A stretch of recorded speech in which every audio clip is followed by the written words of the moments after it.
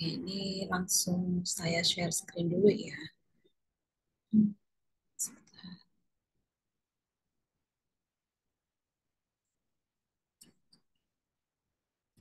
dulu.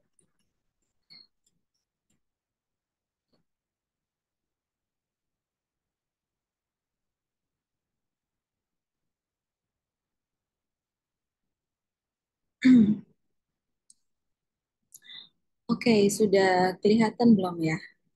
Sudah, Kak. Oke. Oke, sebelum masuk ke materi nih, mungkin saya kenalan dulu ya. Ini banyak banget ya. Saya sangat senang ya, ini antusiasnya teman-teman luar biasa ya. 106 peserta. Perkenalan dulu ya. Nama saya Nafi ya, Nafi Nurrohma. Biasanya dipanggil Nafi, atau mungkin yang sudah follow IG Nafi Nurrohma gitu ya, @Nafi Nurrohma. Nah uh, itu IG saya ya. Kemudian saya di sini itu selain sebagai ilustrator buku anak, saya juga ngajar. Jadi saya ngajar di salah satu universitas di Surabaya. Saya ngajar di mata kuliah ilustrasi, kemudian menggambar juga, kemudian ada advance digital, kemudian saya juga ngajar tentang buku anak juga. Nah, kali ini saya akan bawakan webinar tentang Turning Brief into Art, Creating Strong Illustration Concept for Children's Book.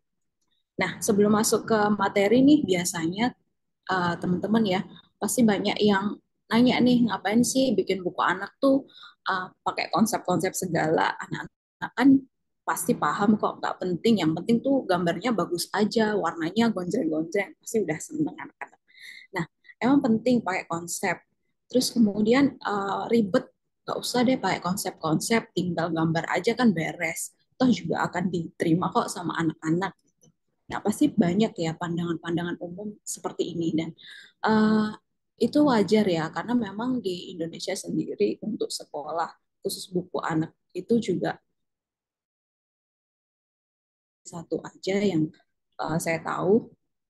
Jadi belum memang sekolah formalnya memang belum ada dan banyak yang mostly teman-teman tuh belajar otodidak kayak gitu. Nah, kemudian di sini ada satu buku, ada kutipan nih dari Martin Salisbury bahwa ilustrasi dalam buku anak seringkali dianggap enteng dan dilakukan tanpa pengetahuan yang seni yang cukup gitu. Nah, dari situlah kita mulai mulai mesti belajar lagi.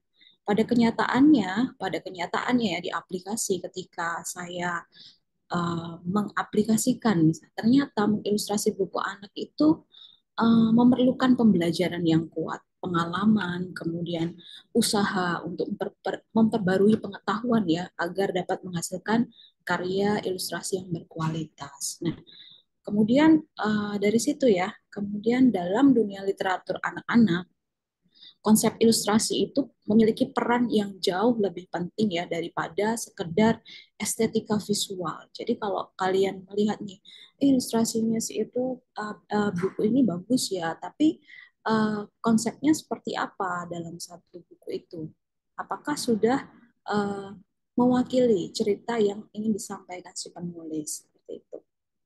Nah, jadi bukan hanya estetik saja, meskipun estetika itu juga lain yang penting juga yaitu konsep ilustrasi itu sendiri. Nah, konsep ilustrasi itu mencakup banyak hal ya, bukan hanya soal warna, bukan hanya soal komposisi, tapi secara keseluruhan. Gitu. Kemudian apa sih emang pentingnya konsep ilustrasi yang kuat di dalam dunia literatur anak-anak? Itu kenapa? Kenapa harus penting gitu loh? Kenapa kita harus tahu gitu? Di sini ya, konsep ilustrasi itu merupakan elemen kunci dalam menciptakan buku anak-anak yang menarik dan bermakna. Ketika kita berbicara buku anak ya, ketika kita melihat buku anak itu pasti kebanyakan mostly bukunya bergambar, banyak ilustrasinya gitu. Nah, itulah kenapa konsep ilustrasi itu jadi elemen kunci karena uh, apalagi ya untuk anak-anak yang masih belum bisa membaca. Jadi ilustrasi itu jadi elemen kunci. Kalau anak-anak belum bisa baca, pasti yang dilihat apa? Pasti gambarnya, gitu.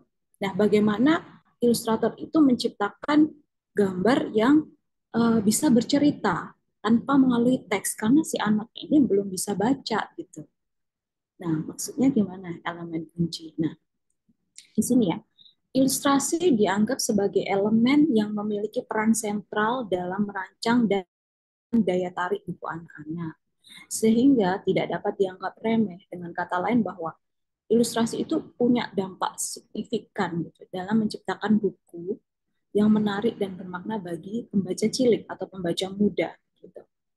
Konsep ilustrasi itu merujuk pada ide pokok atau tema visual yang mewakili narasi dalam buku anak-anak.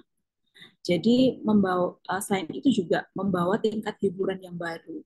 Jadi ketika kita membuat satu buku anak ya, terutama picture book, uh, pasti banyak banyak banyak ilustrasinya daripada teksnya. Teksnya paling cuma satu kalimat, dua kalimat gitu ya. Tapi ceritanya, visualisasinya itu sudah menceritakan, mewakili dari teks tersebut. Seperti itu. Nah, misalnya contoh ini salah satu karya saya ya, di Mijil dan Telur Si Blorok. Saya berkolaborasi dengan penulis Francisca Emilia, diterbitkan BNN ya ini tahun berapa ya, 2017 mungkin ya. Nah, ini salah satu picture book yang sudah terbit dan kalian bisa lihat ya bahwa di sini tuh teksnya hanya seperti ini. Itu dia. Bloro, ayo ke sini. Nah, di sini salah satu contoh tingkat hiburan yang lain, maksudnya tingkat hiburan yang baru, sorry, tingkat hiburan yang baru ya. Tingkat hiburan yang baru itu terletak pada masih itu sendiri. Ketika teks hanya berbicara seperti ini ya, itu dia. Kemudian divisualisasikan dengan si bloroknya di sini. Kemudian blorok ayo ke sini, gitu kan? Terus si bloroknya kaget nih. Kemudian nextnya si bloroknya nih lari-lari di antara ayam-ayam yang lain. Nah itu kan menciptakan tingkat hiburan yang baru, tapi tidak keluar dari konteks cerita. Gitu. Kemudian ayo pulang blorok misalnya. Nah ini juga tidak ada dalam teksnya, tapi kita bisa mengilustrasikannya. Ini memperkaya ya, memperkaya teks gitu, memperkaya ceritanya tanpa keluar dari konteks ceritanya. Gitu. Kemudian contoh lagi misalnya, nah ini satu, ini nggak ada teksnya loh, dari penulisnya pun juga tidak ada teksnya. Kemudian tapi kita bisa menciptakan hiburan yang baru misalnya dengan ini ya tadi sebelumnya ayo pulang blorok misalnya si si mijilnya ini berlarian, berkejaran. Kita bisa aja loh cuman gambar sampai di sini. Ngapain pakai ini? Nah, tapi di sini saya mengilustrasikannya next halaman lagi, mengilustrasikan adegan berikutnya supaya menciptakan apa yang terjadi selanjutnya. Oh ternyata Mijil masih mencari-cari si Bloro di atas pohon.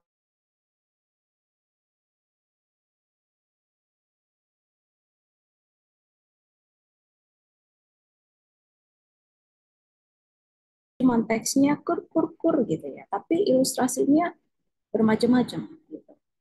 Nah itu yang namanya pentingnya elemen ilustrasi ya, elemen konsep ilustrasi dalam satu cerita. Kemudian contoh lagi di buku luar negeri ya, misalnya ini Stick and Stone, Best Friend Forever. Nah ini saya ambil dari YouTube, kalian bisa lihat juga ya. Dia jadi bestseller ya, pembelian bestseller. Nah ini juga menarik.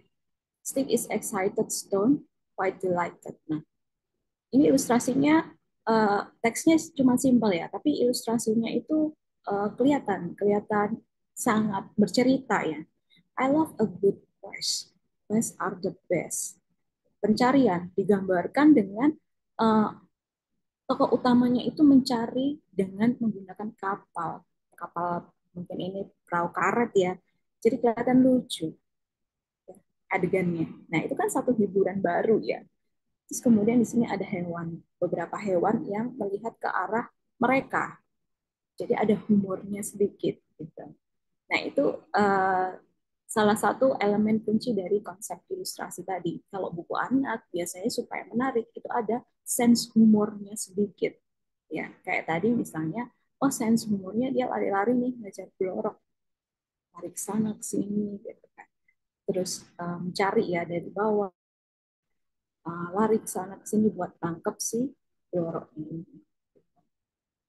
Nah, kemudian selain itu pentingnya lagi ilustrasi dan desain cover book menjadi strategi pemasaran yang digunakan oleh perusahaan atau penerbitan buku anak-anak untuk meningkatkan kompetitif ya di pasar. Kemudian selain itu juga ilustrasi itu memberikan dampak pertama maupun kedua ya bagi pembaca maupun pembeli. Makanya perannya sangat penting ilustrasi itu untuk menarik atau meningkatkan daya penjualan buku itu sendiri gitu. Kemudian contoh lagi nih, contoh ilustrasi yang menarik ya di cover book ya, desain cover. Jadi bikin desain cover yang eye catching dapat menciptakan kesan positif pertama kali pembaca melihat di rak toko buku. Nih, misalnya The Truth About Old People ya. Ini dia jadi Best Picture Book of the Year di CCBF. Kemudian ini yang Stick and Stone tadi, dia best selling ya, best seller ya di New York. Kemudian ini yang fenomenal, ini Where the Wild Things Are ya. Ini Maurits Sendak, sangat fenomenal sekali ilustrasinya.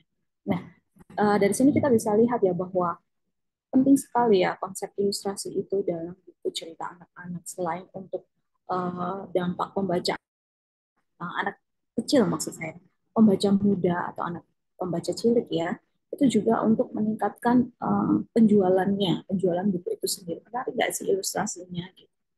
Kemudian next lagi, ilustrasi bisa membuat anak-anak tertarik dan ingin membaca lebih banyak. Anak-anak yang mungkin belum terbiasa membaca akan lebih tertarik melihat gambar. Nah, seperti itu. Seperti yang saya jelaskan tadi ya di awal, ketika segmentasinya adalah anak-anak usia dini atau anak-anak yang belum bisa membaca, pasti si anak-anak ini akan lebih prefer melihat gambarnya daripada teksnya. Seperti itu. Kemudian ilustrasi yang menarik dapat membuat anak-anak penasaran dan ingin tahu lebih banyak tentang cerita dalam buku. Kadang ada ilustrasi yang buku yang dia menciptakan satu karakter per halaman, halaman satu, halaman dua, halaman tiga sampai akhir.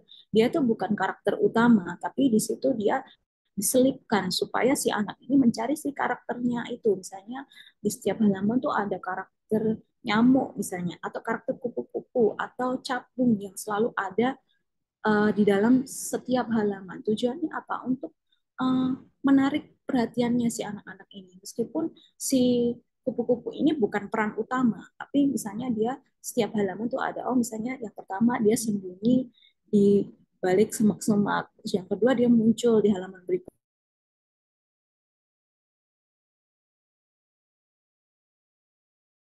lagi ngisep madu misalnya. Nah, seperti itu. Itu supaya apa? Supaya si anak-anak ini tertarik sama cerita selanjutnya apa. Nah, ada yang seperti buat seperti itu. Ada juga yang dari ilustrasinya sendiri, konteksnya sendiri, konteks ilustrasinya sendiri sudah menarik atau bikin penasaran dari cerita per page-nya.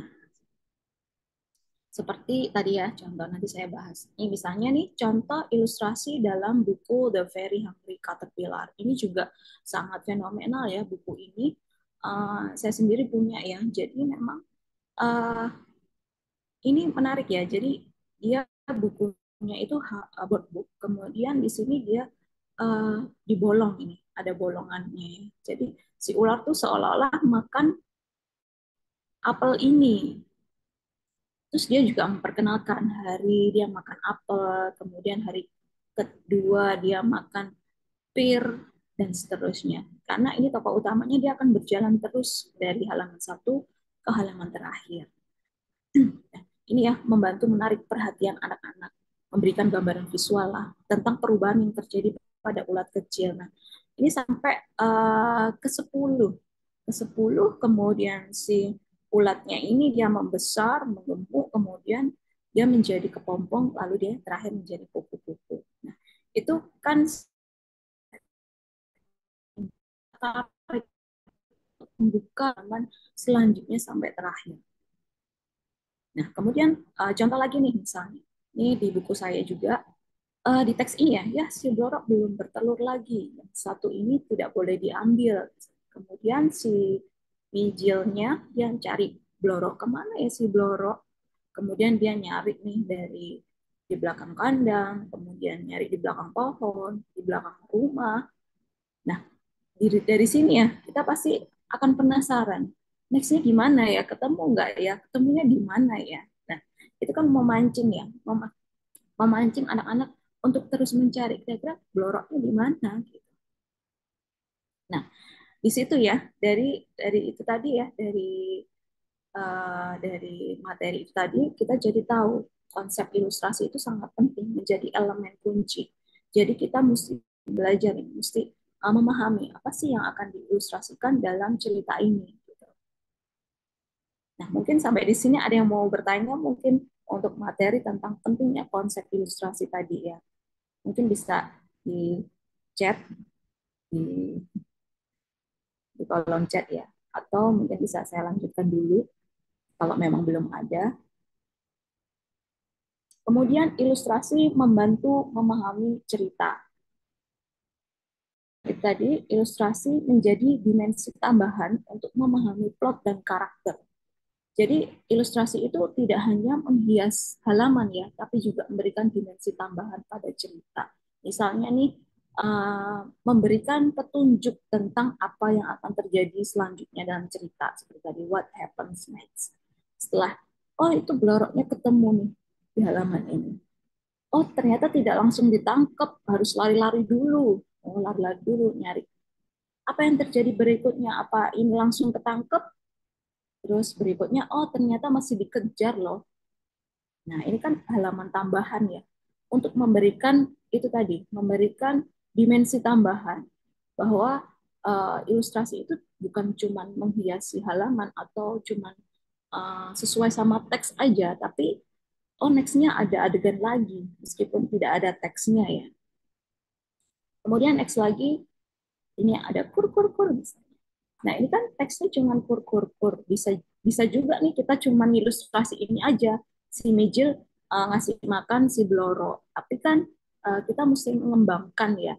Gimana ya supaya cerita ini kaya tersampaikan lebih lebih kompleks tapi tanpa teks gitu. Tapi tidak keluar dari konteks cerita gitu. Bingung ya?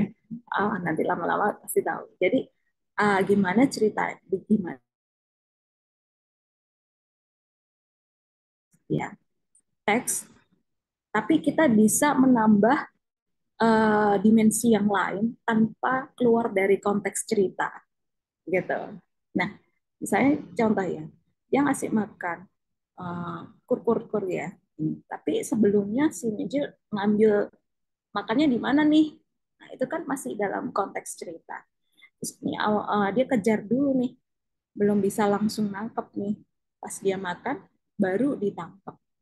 Gitu. Nah, baru ketangkep tuh bloroknya. Nah, itu yang namanya dimensi tambahan ya. Tapi di teks tidak dijelaskan gitu. Kita menjelaskannya lewat visual. Kemudian mengenali karakter, lokasi, dan peristiwa. Nah, mengenali karakter, lokasi, dan peristiwa ini nggak perlu diungkapkan lewat teks. Ini loh pada suatu pagi yang cerah, biasanya teks kayak gitu ya. Tapi di sini kita bisa mengenali, oh lokasinya di mana sih? Oh lokasinya ternyata di belakang rumah misalnya. Atau di depan kandang dengan visual itu sendiri. Tanpa teks ya. Jadi si anak ini tahu, oh ini kejadiannya tuh di belakang rumah atau di depan kandang. Karena di sini ada, oh ada ini, ada jagung, ada pakan pakan ayam. Terus kemudian karakternya gimana sih? Kalau kita lihat dari karakternya ya dari awal sampai akhir kita bisa kelihatan nih sebenarnya seperti apa. Karena macam-macam tadi ekspresinya, ada yang kaget, ada yang dia lari-lari, usil ya. Kemudian dia tidak gampang menyerah karena tadi ya dia berusaha terus lari ke sana ke sini demi bisa nangkap si bloroknya, dia nggak gampang menyerah gitu. Nah, dari cerita itu si anak bisa tahu karakternya si Mijil, si pembaca juga tahu ya tanpa harus menyebutkan bahwa ini si Mijil ini karakternya ceria, kemudian dia periang, tidak gampang menyerah. Nah, tidak perlu teks seperti itu, tapi langsung divisualisasikan lewat ilustrasi gitu. Oke, kemudian next lagi, ilustrasi juga membantu mengenali lokasi atau peristiwa, sehingga anak-anak dapat lebih mudah memahami alur cerita melalui ilustrasi yang menggambarkan tempat dan kejadian penting. Itu juga ya. Jadi misalnya kita mau menunjukkan landscape, itu bisa diilustrasikan dengan spread ya. Spread, full spread seperti ini ya. Ini untuk menunjukkan lokasinya di mana sih. Jadi nggak perlu teks gitu misalnya. Jadi ini divisualisasikan langsung seperti ini. Jadi dari kejauhan si ini ya stick and stone-nya kelihatan jalan dia melalui hutan kayak gitu.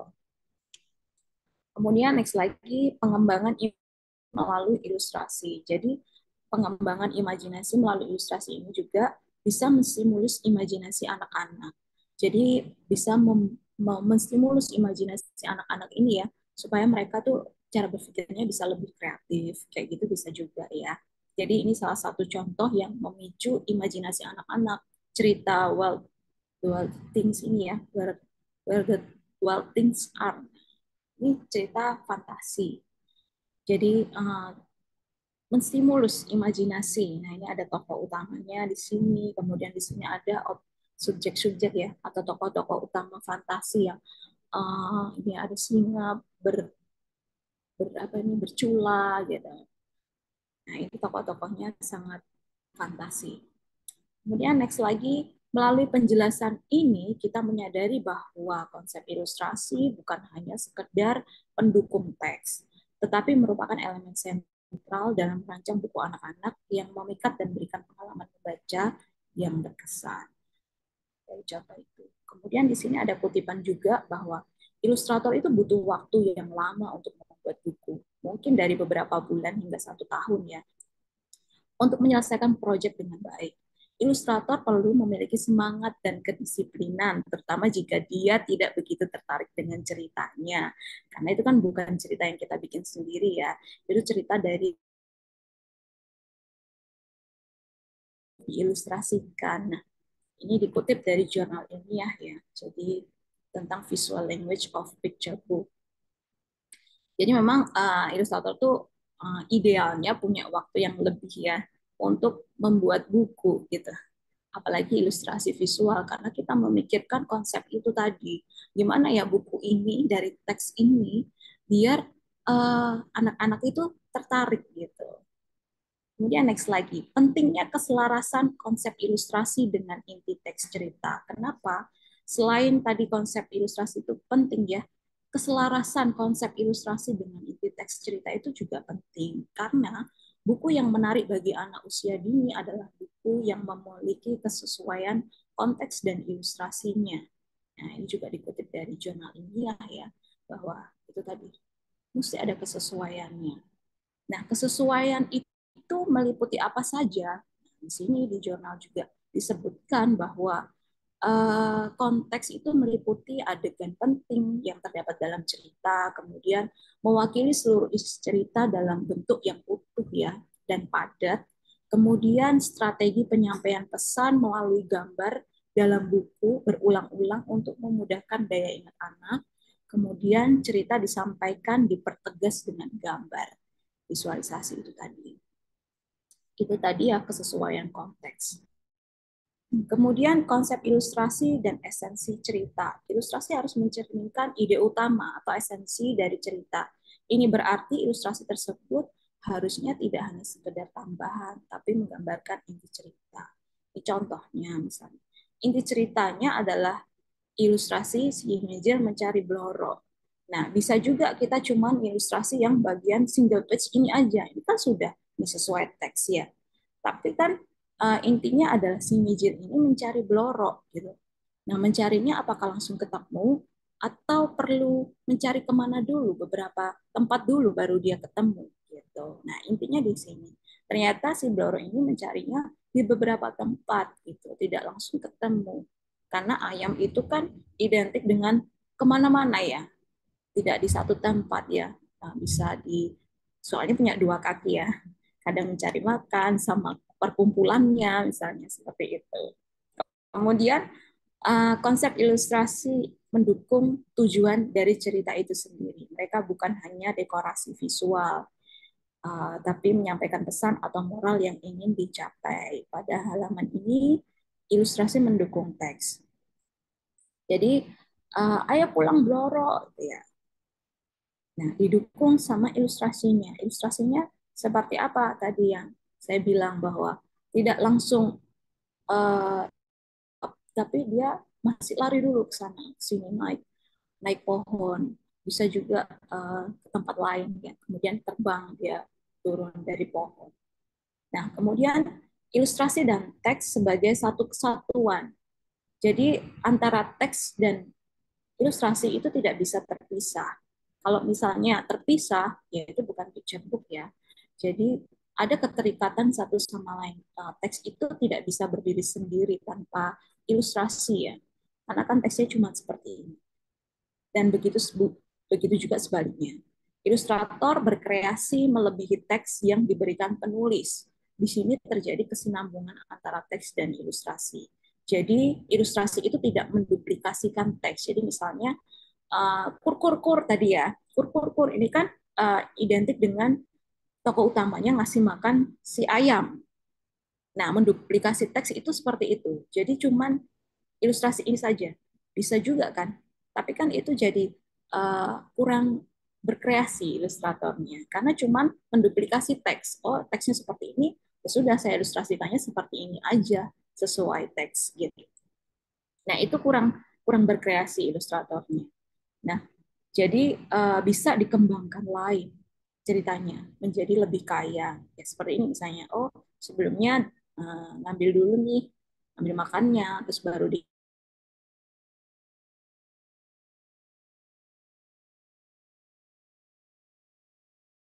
secara logis ya visualisasinya. Nah, di sini ya, berikutnya, khusus picture book, ilustrator tidak hanya bertindak sebagai penyedia ilustrasi, tapi juga bertindak sebagai perancang tata letak ilustrasi dan teks, bekerja sama dengan desainer grafis. Ini dikutip dari buku yang ditulis Kak Evelyn ya, ini di panduan Badan Pengembangan Pembinaan Bahasa. Nah, pertanyaannya adalah, apakah ilustrator itu jadi layouter juga? Gitu. Nah, dalam pembuatan proses storyboard, itu biasanya hanya ilustrator hanya merencanakan ya, perancang tata letak teks atau ilustrasi dan teks. Jadi kita pasti akan bikin bagian mana sih nanti teksnya. Jadi pasti kita akan ngasih space space kosong ya untuk teks. Jadi jangan sampai teksnya itu tumpang tindih sama ilustrasinya. Karena nanti keterbacaannya jadi tidak jelas karena anak-anak itu kan masih belum bisa baca. Kalau misalnya teksnya itu tumpang tindih sama ilustrasinya, anak akan kesulitan membaca. Wong tidak tumpang tindih aja belum tentu bisa baca, ya kan? Makanya dibantu ilustrasi, apalagi kalau misalnya tumpang tindih, jadi lebih sulit gitu. Kemudian kolaborasi dengan desainer grafis menjadi penting. Jadi maksudnya di sini ilustrator itu merancang secara kasar. Nanti kira-kira di storyboard itu teksnya letaknya di mana, kemudian peletakannya seperti apa. Nah, itu sudah dirancang sama ilustrator. Nanti bisa diserahkan kepada desainer grafisnya ya. Jadi dipresentasikan atau disampaikan, oh kira-kira nanti peletakannya tuh seperti ini loh, atau panduannya ada storyboard ini gitu. Jadi nanti si desainer grafis ini juga saling berkomunikasi ya dengan ilustrator. Sesuai nggak? Kira-kira masih kurang nggak space yang dikasih ilustrator ini gitu, space kosong. Kemudian next lagi ya, agar penataan halaman antara teks dan ilustrasi itu lebih efisien, makanya desainer bisa mengatur sketsa thumbnail letaknya secara singkat, termasuk pilihan jenis dan ukuran font. Sehingga penting ya diskusi antara ilustrator dengan desainer grafisnya.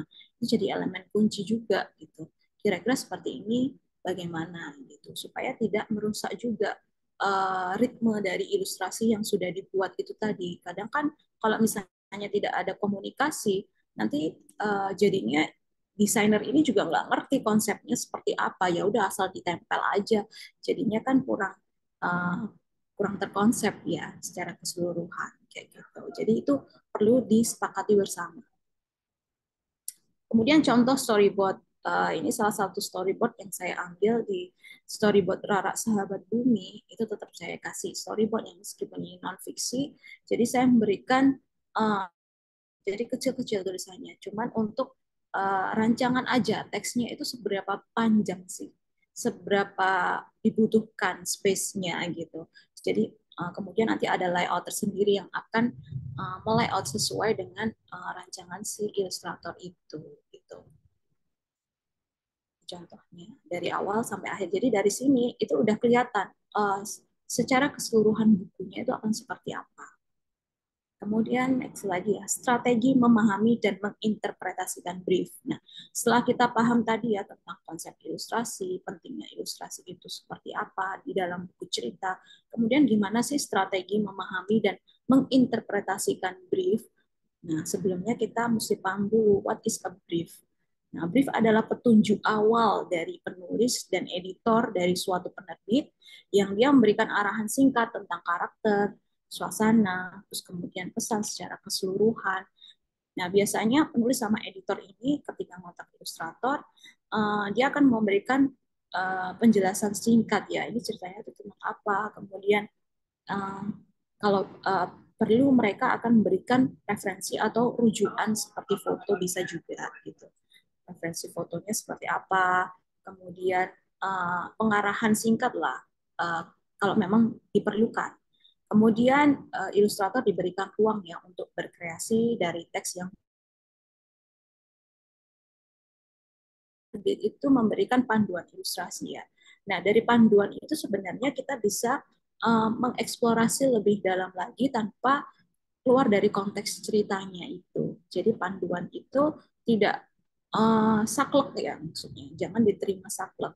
Kalau diterima saklek jadinya ilustrator tidak punya ruang untuk berkreasi gitu kan. Seperti itu.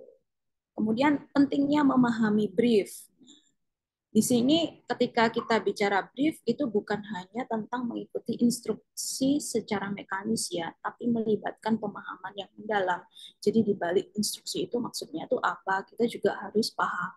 Jadi kita perlu menggali informasi, kemudian kita juga perlu riset tambahan ya, kayak misalnya, oh yang diminta itu seperti apa sih, di daerah apa, kita mesti riset lagi. Kemudian konteks dari cerita ini secara keseluruhan itu apa, tujuan dari cerita ini juga apa, itu mesti kita pahami juga. Jadi kita mesti sampai ngelontok lah istilahnya gitu, cerita ini tentang apa kita sudah paham. Kemudian memahami brief juga memberikan ruang bagi kreativitas dan interpretasi. Jadi seseorang itu tidak hanya terpaku pada kata-kata aja, tapi bisa memberikan inovasi atau interpretasi pribadi. Kalau saya biasanya kadang memberikan masukan nih, kalau misalnya ilustrasinya seperti ini gimana. Jadi ada komunikasi antara penulis, ilustrator, dan editor juga. Gitu. Jadi oh misalnya sesuai nih. Jadi ada keterlibatan ilustrator di sini untuk memberikan masukan secara visual ya. Gitu. Kemudian meresapi dan merasakan dengan mendalam pesan. Jadi ada terhadap emosinya, konsep atau makna yang ingin diterjemahkan. Jadi buku ini emosinya seperti apa sih ceritanya ini? Apakah dia menggebu-gebu si anak ini atau tokoh utama ini? Kemudian apakah dia sedih atau riang seperti itu? Nah itu mesti kita pahami lagi. Kemudian menghubungkan gambar dengan konteks cerita. Jadi memastikan bahwa ilustrasi tidak hanya berdiri sendiri, tetapi harmonis terintegrasi dengan naratif yang diceritakan. Jadi harus saling berkaitan tadi ya, jangan berdiri sendiri, tapi tetap membutuhkan teks. Teks begitu juga sebaliknya, teks tidak bisa berdiri sendiri tanpa ilustrasi. Seperti itu. Nah, ketika memahami brief atau teks cerita, maka akan muncul nih pertanyaan-pertanyaan. Jadi ketika kalian dapat naskah nih atau brief, pasti akan ada pertanyaan yang memantik atau menstimulus ilustrator untuk lebih mendalami konteks ceritanya. Nah, strateginya seperti apa? Yang pertama tentu akan teks itu akan dibaca secara berulang ya itu dipahami benar-benar dipahami kemudian di breakdown lah menurut kalian sendiri ini suasananya seperti apa. Kemudian kalian bisa mulai mengeksplorasi karakternya, kemudian latar, konfliknya seperti apa. Nah, hal ini melibatkan analisis ya terhadap aspek-aspek cerita yang diperlukan untuk divisualisasikan. Nah, kalau saya biasanya ini bukan saklek ya. Ini untuk menggunakan pendekatan yang sistematis itu bisa pakai rumus 5W1H. Jadi 5W1H itu bukan untuk bikin cerita juga saja, tapi untuk menginterpretasikan itu tadi sangat membantu. Karena apa? Di sini ada 5W. W itu who. Misalnya nih pertanyaan, siapa sih tokoh utama dalam cerita itu? Oh, ada tiga. Kemudian implementasinya seperti apa? Bagaimana masing-masing karakter ini terlibat di dalam cerita? Apakah dia tokoh utama, atau dia cuman pendukung, atau dia cuman uh, nyempil di satu halaman aja? Itu mesti diidentifikasi ya, seberapa penting sih tokoh utama ini di dalam cerita ini. Kemudian karakternya seperti apa, itu kan melibatkan who ya, siapa. Kemudian apa yang terjadi dalam cerita atau brief misalnya, implementasinya seperti apa, elemen-elemen kunci yang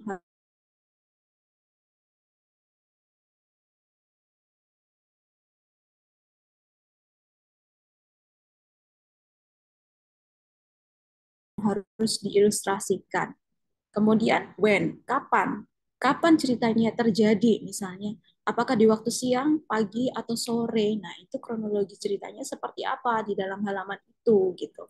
Itu kan jelas ya. Kemudian di mana settingnya. Nah, setting ini juga penting, lokasi ya.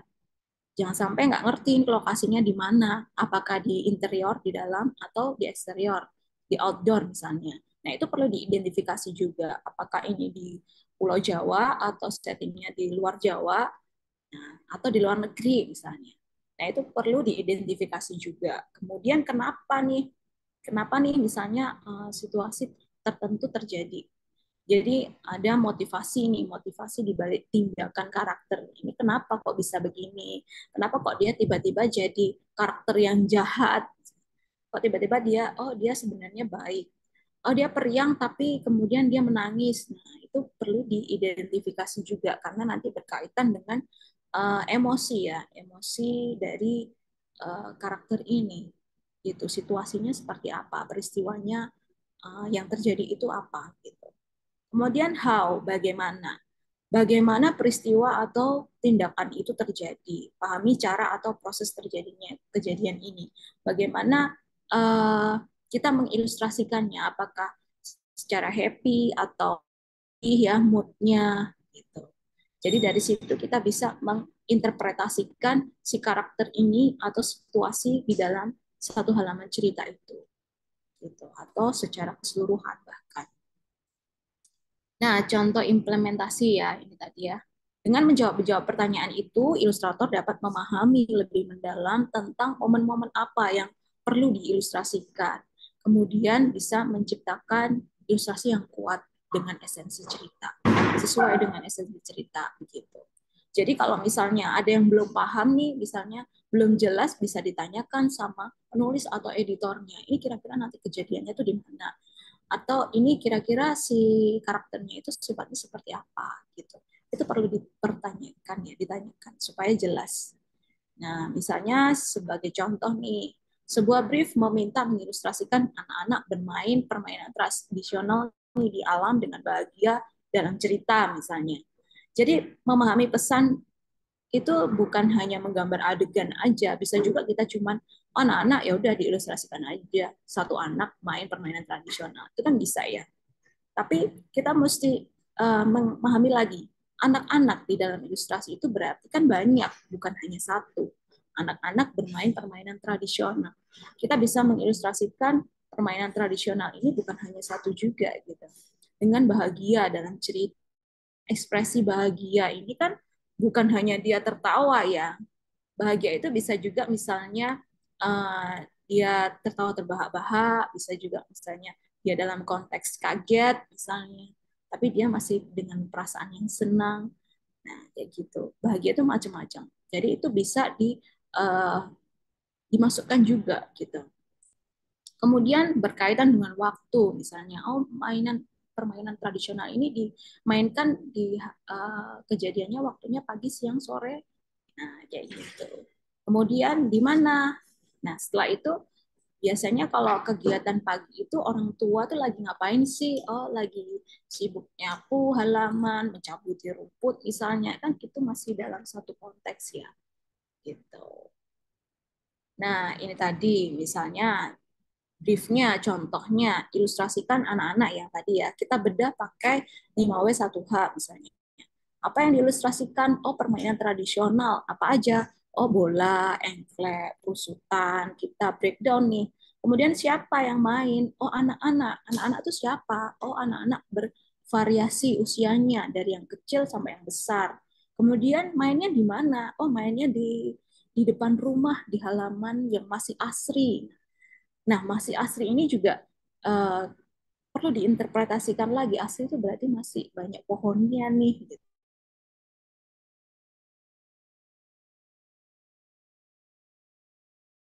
Apa mereka main permainan tradisional? Oh, biasanya yang main permainan tradisional itu anak-anak zaman dulu yang belum kenal sama gadget misalnya. Nah, terus biasanya mereka tuh kumpul sama anak-anak sebayanya di lingkungan, bukan perumahan ya, di desa itu. Pasti kalau pagi anak-anak main tuh di depan halaman. Itu kan kita bisa riset juga ya. Kemudian bagaimana mereka melakukan permainan tradisional itu misalnya.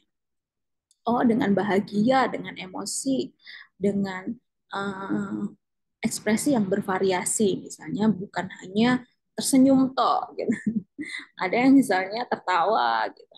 Jawaban-jawaban dari pertanyaan-pertanyaan itu dapat membantu ilustrator membuat sketsa kasar terlebih dahulu. Dari pertanyaan itu kita dapat nih, oh misalnya sketsa kasarnya kayak gini nih, ini belum kompleks ya. Nah dari tadi pertanyaan itu kemudian kita aplikasikan di sini, misalnya bisa kita kembangkan lagi. Oh, kira-kira apa lagi ya?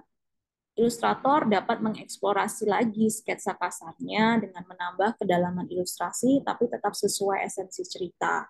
Misalnya ini salah satu ilustrasi yang sudah pernah saya bikin ya, ini saya breakdown. Kemudian misalnya, oh tambahan nih, misalnya ada ibu-ibu yang biasanya pagi-pagi tuh jemur pakaian.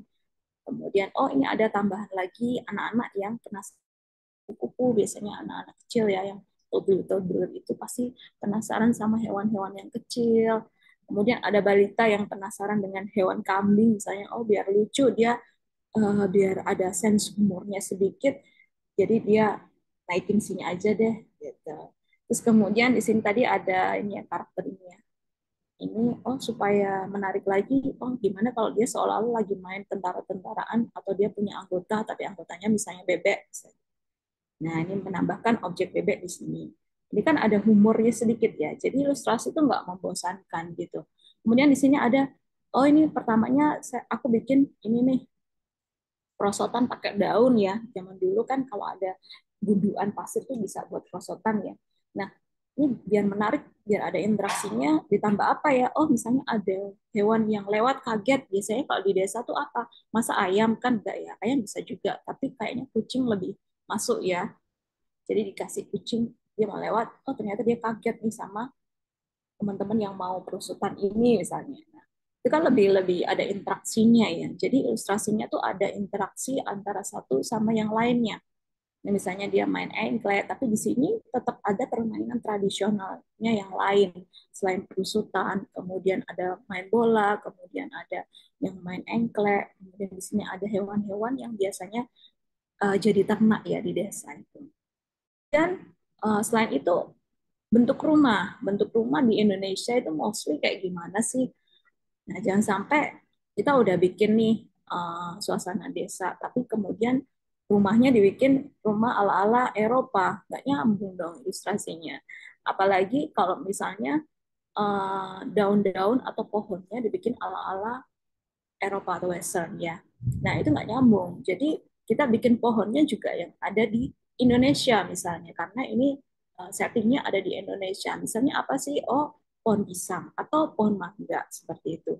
Jadi supaya terasa settingnya itu beneran di Indonesia loh, gitu. Bukan bukan bentuk daun yang kayak di apa ya, di luar negeri, di ilustrasi luar negeri itu kan ada beberapa pohon yang bentuknya cukup simpel ya. Nah, bukan seperti itu ya.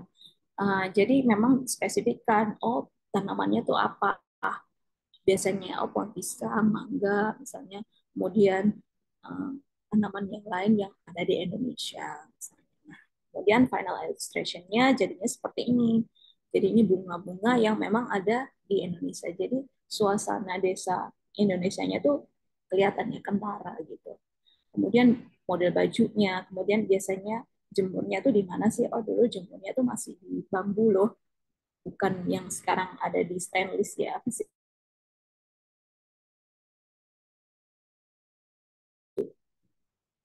Kemudian, nah melalui materi ini peserta dapat diharapkan dapat memahami mengaplikasikan konsep ilustrasi yang kuat, kemudian pentingnya keselarasan konsep sama inti teks cerita, dan strategi interpretasi brief dalam konteks pembuatan buku anak-anak gitu. Mungkin ada yang mau bertanya? Nah, jadi itu tadi ya materi overall secara keseluruhan. So, are you ready to create illustration for children's story with a strong and meaningful concept? Nah, itu silahkan dipertanyakan pada diri sendiri. Sudah siap belum nih? Oh, oke. Mungkin ada sedikit latihan, kalian bisa latihan ya. Misalnya ini saya berikan satu brief ini buat latihan kalian aja ya. Bisa dicatat atau di screen cap juga boleh nih kalian buat latihan. Misalnya dapat brief kayak begini nih. Nah, sebuah keluarga besar sedang bersiap-siap untuk pergi piknik ke taman. Semua nampak sibuk bersiap-siap, termasuk ketiga kakak perempuan dan satu kakak laki-lakinya. Namun, anak perempuan yang paling ragil atau yang paling kecil bingung hendak membawa apa. Bawa apa ya? Teksnya hanya ini. Teksnya hanya ini. Bawa apa ya? Nah, silahkan bisa di sketch. Misalkan kalau misalnya sudah ada yang latihan, bisa langsung di-upload di Instastory dan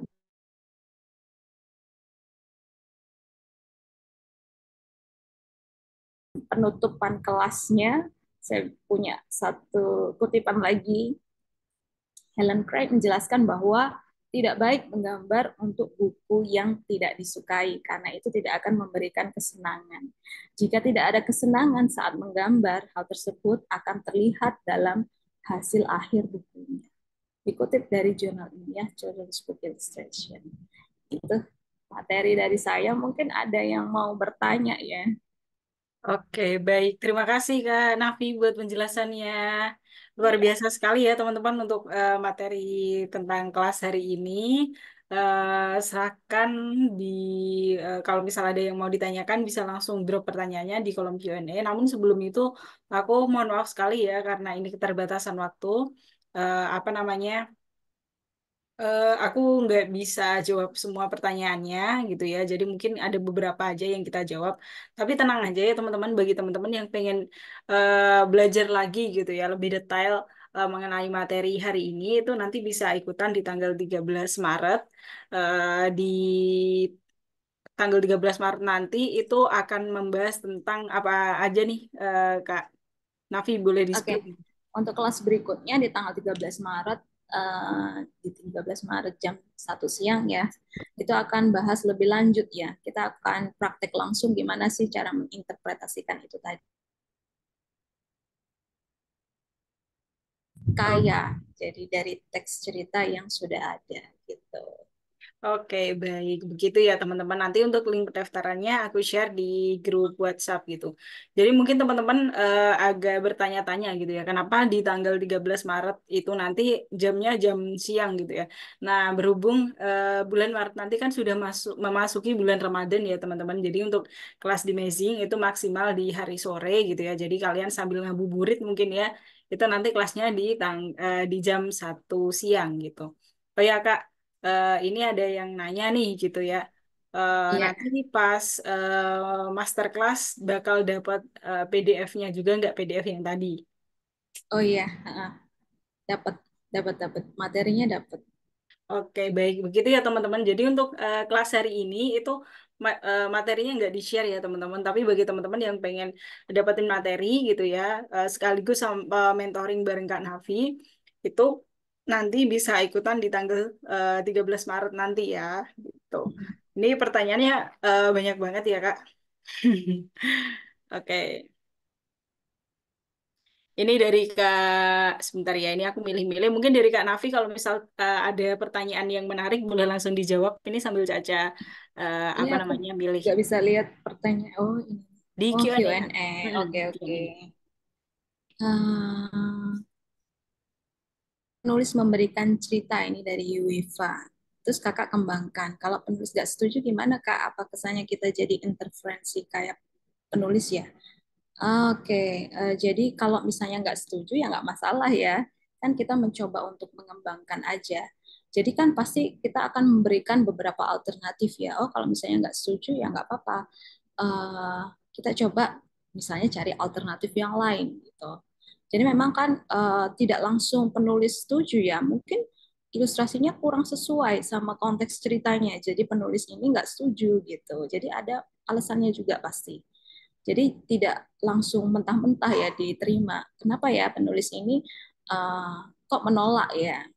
Mungkin si penulis akan memberikan masukan lagi gitu. Oh, mungkin kurang ini, tidak sesuai itu tadi maksudnya.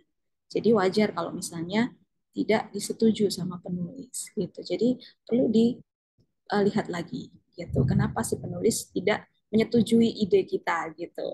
Mungkin terlalu melenceng dari konteks cerita. Nah, itu bisa jadi juga. Oke, gitu ya, Kak. Siapa ini ya? Uyafi.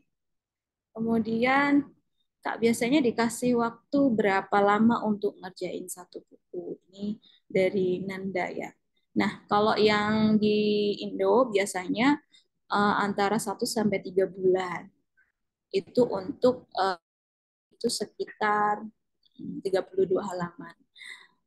Tapi ada juga ini saya kerjasama ya sama penulis luar negeri, itu satu buku mereka kasih spend waktu sekitar 1 sampai 6 bulan. Jadi memang benar-benar kita olah ya untuk buku ini gitu.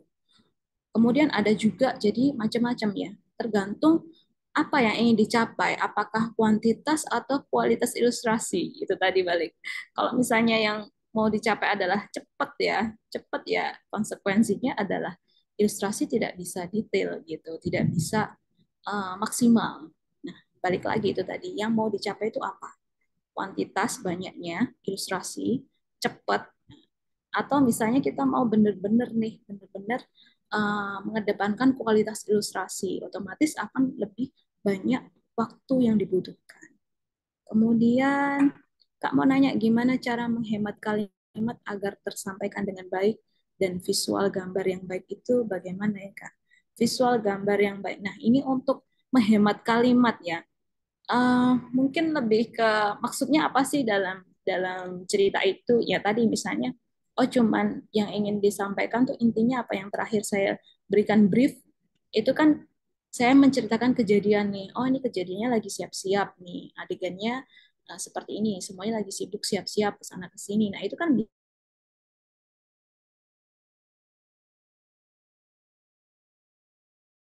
pertanyaan bawa apa misalnya. Jadi si anak ini cuman bertanya bawa apa. Nah, sementara si anak ini kebingungan, sementara yang lain sibuk yang mempersiapkan. Nah, itu contoh yang kalimat yang singkat. Karena teks itu tadi bisa digantikan dengan visual. Nah, sementara bawa apa itu tadi, itu kan tidak bisa divisualisasikan tuh bawa apa. Maksudnya abstrak ya. Bawa apa? Pertanyaan ya. Jadi itu tetap dicantumkan tapi kemudian kita pakai visual tadi misalnya anak kebingungan bawa apa ya atau dia si anak itu milih antara ini apa yang ini yang dibawa misalnya kayak gitu kemudian mungkin ini ya terus Oke, kemudian sebentar Kak Nafi. uh, Ini uh, ada yang nanya nih soal masterclass. Jadi gini uh, teman-teman. Jadi untuk masterclass nanti di masterclass ya. Nah, masterclass itu tanggal 13. Itu teman-teman kalau pengen dapat PDF itu bisa nanti kita share saat masterclass gitu. Jadi khusus peserta yang membayar kelas gitu. Nah, bagi peserta yang pengen belajar nih mungkin ya sebelum tanggal 13 pengen belajar lagi gitu ya. Nah, nanti bisa lihat recordnya di YouTube Amazing gitu. Jadi nanti akan ada aksesnya. Tapi kalau misal teman-teman pengen dapetin PDF-nya, bentuk soft file-nya, itu bisa join di next kelasnya Kak Navi di tanggal 13. Nah, untuk materinya itu masih relate ya Kak, untuk yang hari ini sama yang next kelasnya. Oke, sebentar ya, ini Kalau di sini sepertinya. kan cuman kita kasih pentingnya apa, kemudian teorinya seperti apa, itu juga sudah banyak yang mengutip ya di jurnal-jurnal ilmiah pun juga sudah banyak yang mengatakan bahwa penting ya untuk elemen ilustrasi itu dalam buku anak. Gitu. Oke, baik. Begitu ya teman-teman, semoga menjawab. Jadi untuk hari ini kita nggak bisa share soft file PDF, tapi nanti kalau misalnya teman-teman pengen apa namanya lihat recordnya gitu bisa lihat di YouTube Amazing. Dan kalau pengen dapat bentuk soft filenya itu bisa join di next kelasnya Kak Nafi di tanggal 13 gitu ya teman-teman. Semoga terjawab. Oke, silakan Kak Nafi dilanjutkan lagi. Oke, mungkin beberapa pertanyaan lagi ya, ini banyak sekali Iya, boleh. yang nanya. Kayaknya antusias banget ya ini ilustrator. Tadi mungkin ini ya. Nih misalnya, halo Kak, izin bertanya, kalau untuk ilustrator pemula yang tidak pandai menulis dan tidak ada kenalan penulis, adakah tips cara brainstorming brief untuk digunakan latihan atau mulai membangun portofolio? Nah, itu bisa kalian apa ya, mengarang sendiri ya ceritanya tentang kamu mau bikin apa sih pertanyaannya tadi dari 5W1H itu tadi itu sangat membantu ya. Apa sih yang mau kamu ilustrasikan? Siapa yang akan berperan di situ? Kemudian di mana apa yang ingin kalian bangun dalam satu ilustrasi itu sangat membantu ya pertanyaan-pertanyaan kalau bisa jawab itu kalian bisa bikinlah satu cerita di situ satu cerita halaman ya nah itu sangat membantu jadi silahkan mencoba kalau nggak dicoba nggak akan tahu sih jadi mesti praktek gitu terus kemudian ini ya stylenya bisa konsisten. Apakah ilustrasi Putri Sukumaya, ilustrasi untuk anak-anak itu juga ada aturan proporsinya atau selama menurut ilustratornya lulus saja sudah cukup? Proporsi ada pasti. Jadi antara proporsi kepala, badan, tangan, proporsi beda sama anatomi ya. Kalau anatomi kan ukurannya harus berapa kali kepala misalnya gitu. Misalnya ukurannya 8 kali kepala, tapi kalau proporsi itu ya proporsional antara kepala antara panjang tangan, kemudian kaki sama badannya itu sudah proporsi atau belum?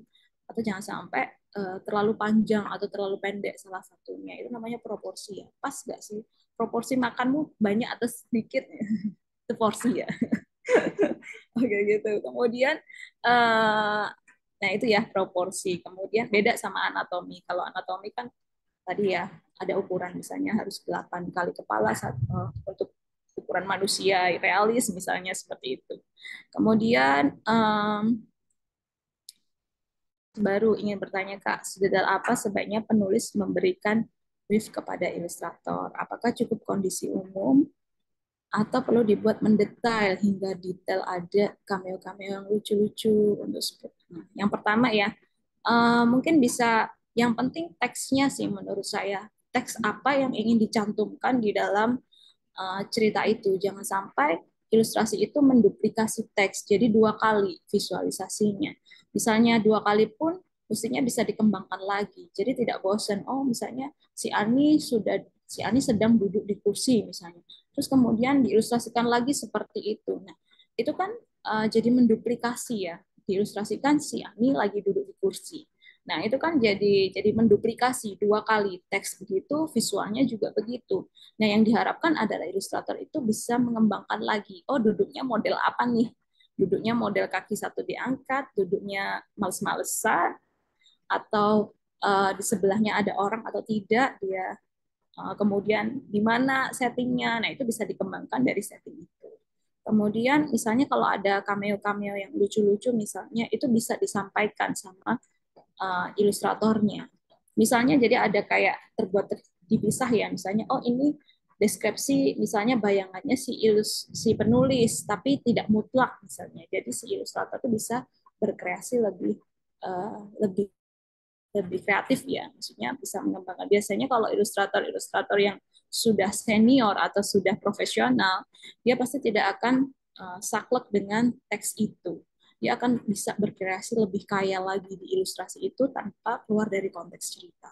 Kemudian next lagi, untuk spot illustration pada halaman spread itu perlu ditulis detail oleh penulis atau memang kreativitasnya ilustrator. Tergantung ya ini, bisa ditulis permintaan atau bisa kreasinya ilustrator juga. Kadang kalau misalnya ilustrator profesional itu cukup dibuat dalam deskripsi ya. Ini dia mencari sesuatu, mencari ke sana ke sini. Ke sana ke sini itu kan sudah bisa dibuat spot-spot ya. Berarti kan ada beberapa adegan ke sana dan ke sini. Bisa jadi ada beberapa adegan. Jadi tergantung ya itu.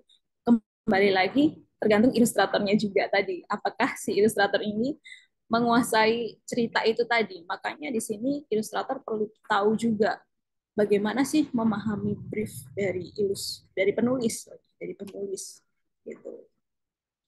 Oke, itu dari Desra ini. Oke, Kak Nafi mungkin satu pertanyaan lagi sebelum kita Oke. akhiri sesi hari ini, silahkan. Ini yang terakhir ya.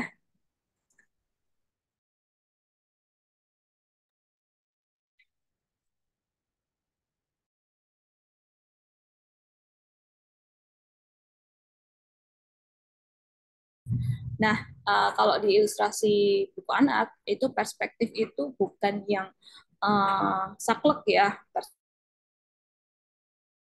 seperti itu enggak. Cuman kita mesti paham jauh dan dekat karena itu mempengaruhi dimensi antara jauh dan dekat itu tadi ya. Kayak misalnya foreground itu semakin dekat berarti kan perspektifnya kan di depan misalnya. Oh ini berarti makin besar dimensinya. Berarti kalau misalnya jauh itu dia makin kecil. Nah, itu namanya perspektif. Kemudian soal warna itu kan juga mempengaruhi perspektif. Kalau depan itu berarti warna itu terlihat sangat jelas ya, sangat stand out misalnya.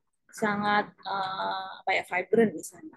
Kalau makin ke belakang, kalau seperti kalian melihat gunung tuh dari jauh, gunung itu warnanya itu tidak sejelas warna pohon yang ada di dekat kita gitu kan.